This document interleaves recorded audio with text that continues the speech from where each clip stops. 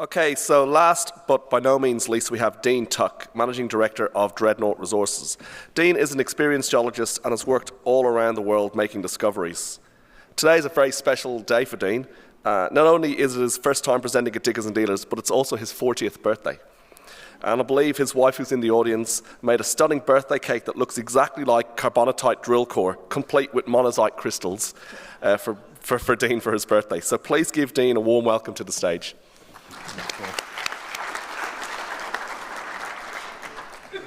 Since it's getting a bit late in the morning, we're the last ones up here, I do have a bit of a video to start off with, which will hopefully also cut into some of my presentation time. If I can get this thingamajigger to work. There we go.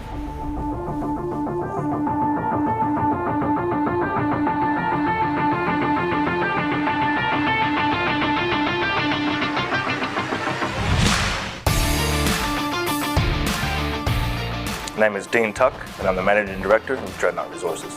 What makes us unique as an exploration company is that we are a young and hungry team. We're not a lifestyle company. We have boots on the ground. We're constantly putting out news flow, delivering exciting targets, drilling those targets, and when we're lucky, delivering the discoveries that go with it. It's been great to see us go from having a few projects across WA to now having 5 major projects with Mangaroon Gold and Nickel, Mangaroon Rare Earths, Kimberley, the Illaara, as well as the Bresnahan project as well. Favorite thing about working for Dreadnought Resources is working with like-minded people who are ambitious and like to get things done. Every day is different. Every day we're seeing something new, and it's just every day's exciting. Get out in the field a lot, get to work with lots of young, passionate geos. We have a lot of fun. Being able to work all over Western Australia with a really good group of mates and hopefully discover the next big deposit. At our heart, Dreadnought is an exploration company. We will continue to deliver organic growth, generate new projects, define targets and test those targets, and continue to deliver the discoveries to provide the metals the world needs for our future.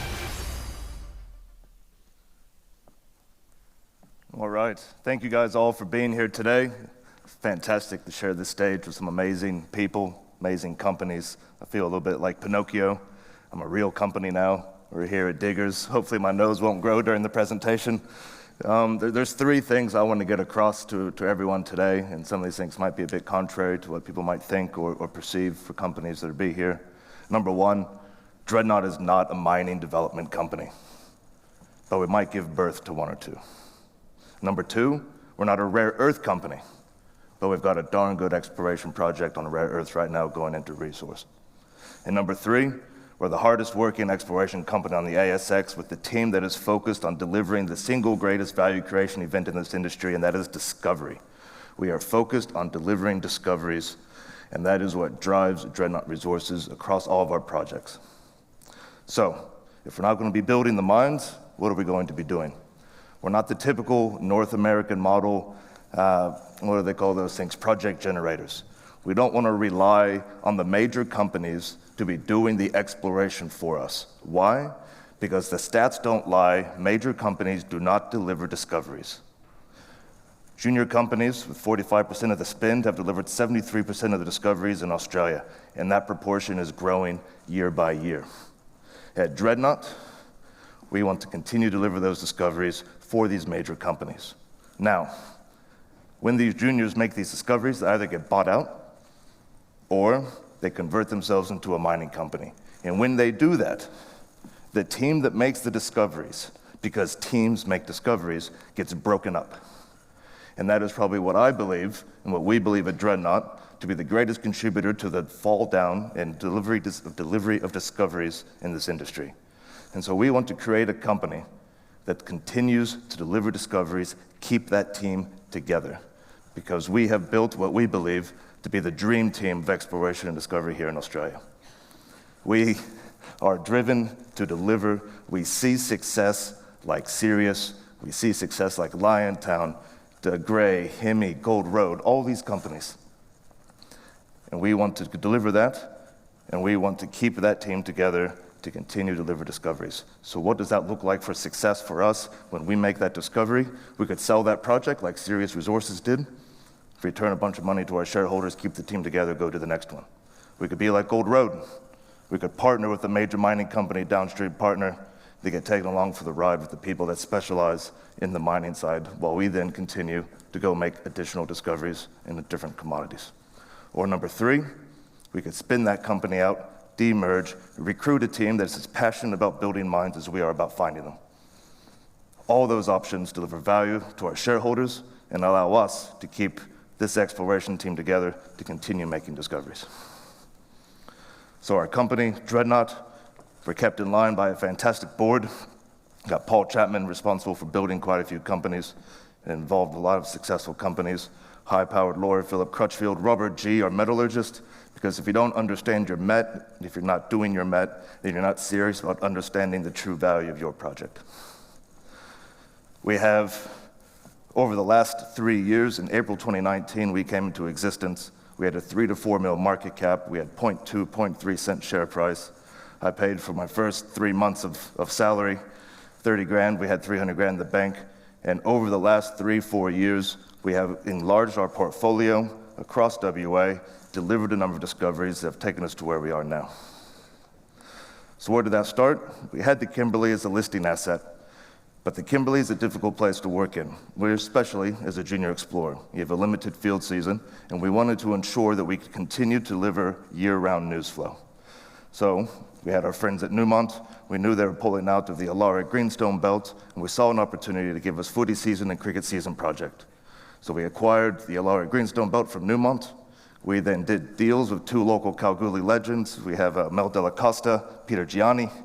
Picked up the Metzke's project. It was 2019. Spectrum was running. Metzke's gold gave us some high-grade hits, but unfortunately it didn't quite hold together. But it put us on the map. We got to a 50 mil market cap, and people were paying attention to the work that we were delivering. Since that time, we've consolidated over 200 strike kilometers of greenstone belts in this region with our recent deal with Arrow Minerals. We, as a team, have been very familiar in working in this region since 2016. And like the 2 major greenstone belt discoveries of the last few years, De Grey and Gold Road, both those companies became overnight successes by working in those areas for 10 years. So we've been here since 2016. We're currently doing a review on the nickel, the gold, the lithium in this region. And we see this not as our star project right now, but going into next year, we'll be looking to delivering discoveries on Central Yoga. Which takes us to Taraji Yampi, up in the Kimberley. This is what we are floated on. This is the dream of Paul Chapman, Dave Chapman, and many others. Ground that's been off limits to exploration since 1978, last explored by Roy Woodall himself in 1958. It was an amazing opportunity, off limits to exploration, mineralization sticking out of the ground, looked a lot like Mount Isa, Cloncurry, a copper gold style of mineralization that hasn't really been seen in WA before. And just like Mount Isa, Cloncurry, a little bit of black plain soil to just make things interesting, and a lot of a learning exercise for us because there had been no modern exploration there. In 2021, we drilled our first undercover target in this region.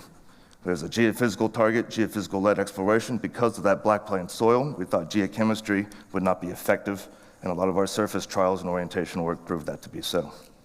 We delivered a 16-meter intercept, 2.2% copper, an ounce silver, 6.6 grams per ton gold, and almost 0.5% cobalt. Extremely exciting. This is a hot system. But probably one of the most important things we learned from this program is that black plain soil wasn't 20, 30 meters thick like it is in Cloncurry. It's only 1 to 9 meters thick. And so for the last year and a half on this project, we've done thousands of auger samples through that black plain soil. We've learned a lot about the controls on mineralization, the lithostructural setting, and we now have 13 Orion lookalikes that have similar geochemical, geophysical signature in the right lithostructural setting, ready to be drilled. And as soon as we finish drilling at Mangaroon on the rare earths, we'll be back up to the Kimberley to follow this up and prove up a new copper gold camp right here in WA.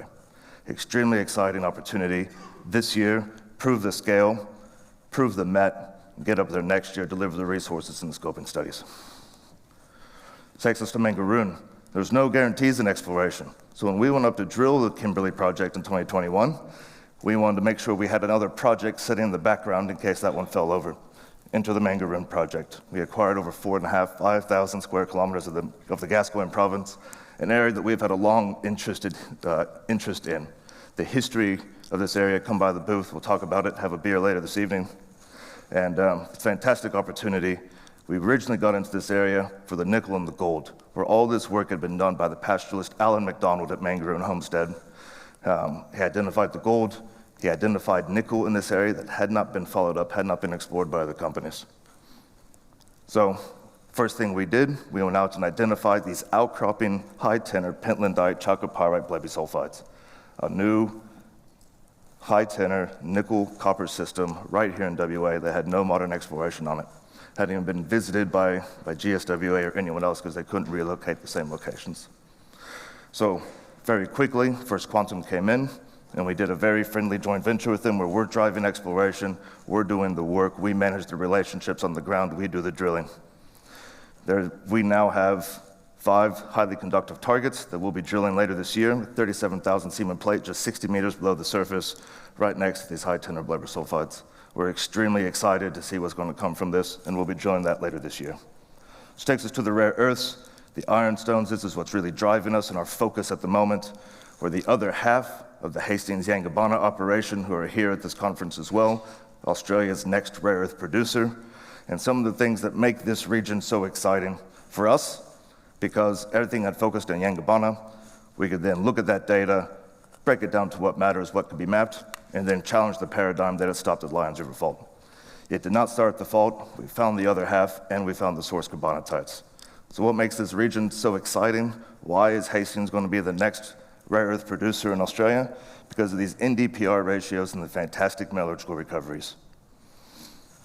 To put that into perspective, when you actually look at total rare earth oxide is a horrible misnomer that the industry should get away with. It's like including iron in a massive sulfide deposit. You don't get paid for it, and you don't recover it. When it comes to rare earth, neodymium and praseodymium for the light rare earths are all that matters. Over 90% of the value is in those 2 elements alone. So when you actually look at neodymium and praseodymium grades, and when you look at the recoveries, because rare earth projects tend to have a lot of metallurgical problems, the recoverable NdPr grades of the Yangibana project and our project in this region are some of the highest ones, nowhere near as close to Amanda's presentation earlier, but they don't all have to be that high grade. But with our metallurgical recoveries as well, the NdPr ratio has another impact. And that is the first sellable product in this value chain, like spodcon is for lithium, monazite concentrate. The monazite concentrate from this region has the highest contained neodymium and praseodymium grades of anywhere in the world. The monazite concentrate that comes from this region is higher grade than the concentrate that comes from Mount Weld or anywhere else. So if you have a processing facility and you're going to be looking to produce an Nd and PR, you're going to want high quality con with the most NdPr in it. And the carbonatites, we're back drilling these first pass right now. We've already identified C3. These carbonatites keep growing, and we look forward to delivering additional rare earth, niobium, phosphate, titanium, scandium, these things have everything, discoveries over the next couple of weeks before we go up to the Kimberley. Before we move on, Mangaroon gold. So one of the first reasons why we got into this region was for the nickel and the gold. While we've been drilling away on the rare earths for the last year and a half, we've been consolidating, we finally got the Star of Mangaroon gold field. This is a 14-kilometer long shear zone that has pulled out thousands of ounces of gold, dozens of workings only done by prospectors and pastoralists. Not a single soil survey, no detailed magnetics. We have just completed our first pass soils on this area. We've flown the detailed mag. We see this area as already having a Penny West potential of the Star of Mangaroon. And then within that shear zone, potentially another one, and another one, and another one. We see this as a Bellevue-style opportunity, a cluster of high-grade gold lodes. Extremely exciting, and we'll be drilling this year as well. Bresnahan, before we move on, it's our newest conceptual play, heavy rare earths. We've taken the Browns Range Northern Minerals model, broken that down, and picked up 3,500 square kilometers of ground in this unconformity basin. We've proven that the rare earths are there. We've done the detailed mag and rad surveys, and we'll be boots on ground out here in the next couple of months to prove this concept further and get ready for drill targets next year. So takeaway messages, strong news flow. We continue to put out strong news flow. We have a track record of delivering discoveries in a number of commodities across our projects. And we're poised to deliver additional discoveries in gold, nickel, copper this year after we finish Mangaroon, before the end of the year, and then going into next year, delivering more. We have experienced team and management, we have a lot of skin in the game, and we're shareholders. We own 15% of the company, so we're here to deliver value for you because we're shareholders ourselves. Thank you very much.